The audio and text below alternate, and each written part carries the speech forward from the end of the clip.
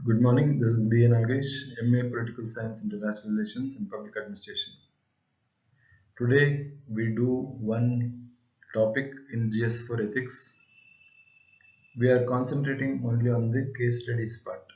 See, when you see the GS4 paper, there are two units. The conceptual part, the theory part gets 125. Case studies get 125. So before we go into the case study for discussion, a general discussion on what is a case study, how you approach a case study. See, a case study is a hypothetical situation of how you would react to a particular incident, particular event. See, the main thing in answering case studies is how you would discharge your duties as a future civil servant. So the examiner goes looks for your answer from that perspective. So when you're answering a case study, as I told you, you analyze it factually. You analyze it with with your knowledge of the concepts you have studied in the first part of ethics. You analyze it with reference to government circulars, government directions, directions of the Supreme Court. All this you would have read in General Studies paper 2. So a knowledge of polity, General Studies paper 2, the theoretical concepts, GS4, the first part of GS4, and your elementary knowledge of newspapers. All this will help you in analyzing a case study. Another important thing which you have to keep in mind while answering case studies is you should not be critical of the government. See, you are going to be a future civil servant, and as a future civil servant, your duty is to implement the directives of the government, irrespective of whichever party is there in power, and your duty is to serve the vulnerable groups. So you must not get carried away by emotion. You must not get carried away by the whims and fancies. You function in a very impartial manner. You can offer suggestions. Suggestions are always accepted. It is a different thing if your suggestions are not implemented. It is a different issue. So with this background, we see the case study for discussion. As the subdivision magistrate, you are appointed as the chairman of a selection committee to consider the applications for recruitment to the post of Taluk Social Welfare Officer. Now we have the Directorate of Social Welfare in the state headquarters. You have a district social welfare officer in each district. You have a Taluk Social Welfare Officer in a Taluk. The primary function of a Taluk Social Welfare Officer is to implement the programs for the vulnerable groups, especially those relating to the scheduled castes and scheduled tribes. Now, this particular post, there are about 5 or 6 applications. I'm sorry, 5 or 6 posts which are notified for appointment. Now, you are the chairman of the selection committee. With you, there are other members. Now, the main issue is there's pressure from the local MLA to consider the application of a lady candidate on compassionate grounds. The MLA is pressurizing you to consider her application on the grounds that her husband expired in a clash with left-wing extremist cadres in Chhattisgarh while he was on duty. Consider the options you will exercise in 150 minutes. So now the two factors which are trying to influence you, one is the local MLA, the other is you can structure your answer like this. First part, pressure from the local MLA. How do you react to this situation? Second, what will be your stand vis-a-vis the state government? Then, what options you will exercise? So, in this particular case study, what has happened is you are the chairman of the selection committee. There are 5 or 6 posts. Lot of applications are there. One particular application, there is a lot of pressure from the MLA. Now, the MLA is the elected representative of the people. and now he is duty bound to hear the grievances of the constituency.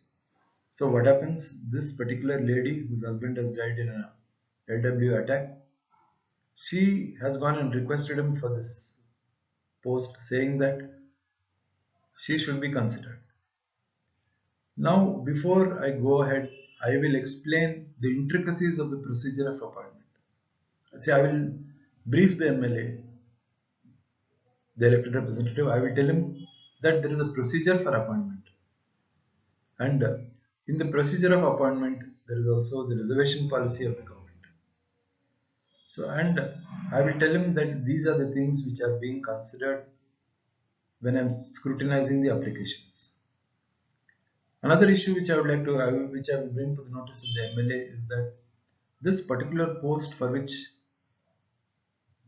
interview is being held, it is a gazetted post, and I am only the chairman of this selection committee. I am not the appointing authority. Appointing authority is somebody else. So what is my role? I conduct an interview. I see the applications. I see whether the roster is followed, the reservation policy is followed. I will take the consideration of the members, and I'll see whether all the applications are fulfilling the requisite norms. With my recommendations, I submit everything to the appointing authority. So this is my role as chairman of the selection committee. Then I will also brief the MLA about the role of the selection committee. How many members are there in the selection committee? All this is transparent, there is nothing to hide in that. And I also show him the standing orders of government on compassionate appointments. See, because now the MLA is asking me to consider her name on compassionate, consider her name and see that she gets appointed on compassionate grounds. So I'll have to bring to the notice of the MLA the standing orders of government and latest circulars issued on compassionate appointments. So this will be my my what shall I say? My briefing the MLA on the nuances of appointment. Now the next stage, come to the appointing authority. So the appointing authority is the principal secretary of the department. Now, what is my role with regard to the government or with regard to the appointing authority? My role is very simple. My role is to examine the applications. My role is to see whether the roster is adhered to. I take the recommendations, the marks given by the individual members, and I will submit my recommendations to the appointing authority. See, it is a different fact that the candidate whom the MLA is recommending, she may be very good, she may be a meritorious candidate, and she may get in without any influence. That is a different thing. I will also bring to the notice of the principal secretary that the MLA is recommending such a candidate. I will include that also because my role is as chairman of the selection committee, putting the facts to the notice of the appointing authority. Then this will be my role as far as the appointing authority is concerned. Now, what other options are available to me? See, now it has been brought to my notice by the MLA that the candidate's husband expired in a clash with LWE cadres. Obviously, he was a member of a paramilitary force, or in some, obviously if the if the application states that the candidate was involved in a clash with the LW cadres, it means that the candidate was working under a job in the central government, whether it is in the paramilitary force or any other force. So I will also bring it to the notice of the central government that this particular candidate should be the wife of the candidate I'm sorry, the candidate could be considered for any compassionate appointment or any similar posting in the rules prevalent under the central government. So this will be one option. When I am writing to the central government, of course, I do not write directly. I write it through the state government. This I will submit a copy of whatever I have addressed to the applicant so that she can follow it up with the Government of India. And I also mark a copy of my letter to the MLA saying that I have also addressed the central government to explore the possibilities of providing a suitable job to the particular candidate whose husband has died in a clash with the LWE cadres in Chhattisgarh. So this is how a case study has to be analyzed. So in this, the options are very clear. First, I take the pressure from the local MLA. I convince the local MLA because my duty as a civil servant would be to listen to the public representative. The MLA is the popular representative. He represents the people, and whatever grievances he gets, whatever applications he gets, he forwards to the concerned authority. But as a concerned authority, I will also bring about. I will also inform the MLA of the shortcomings of my limitations. I will tell him only I am the chairman of the selection committee. I will explain the rules of the selection committee. I will show him the list of members of the selection committee. Then I will tell him that my role would be to examine the applications and submit my recommendations along with all the necessary details to the appointing authority.